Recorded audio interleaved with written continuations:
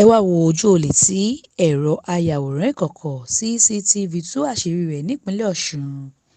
ẹ̀rọ ayàwòrán ìkọ̀kọ̀ CCTV ti tú àṣírí olè tó lọ́ọ́ fọ́ ṣọ́ọ̀bù kan tí wọ́n ti ń ta oògùn òyìnbó nílùú Ilé-Ifẹ̀ nípínlẹ̀ Ọ̀ṣun.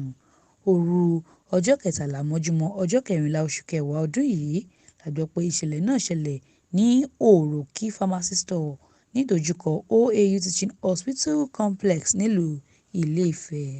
Nínú ẹ̀rọ ayàwòrán náà láti ọmọkùnrin tó mọ́ lára ọ̀hún tó wọ ṣòkòtò dúdú àti ṣẹ́ẹ̀tì alápá gígùn kan.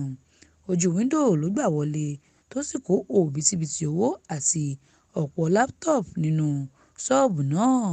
A gbọ́ pé gbogbo ìgbìyànjú láti rí i mú ni kò tíì so èso rere kankan báyìí.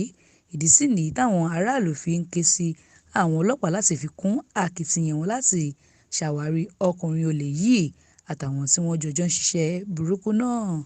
Mariam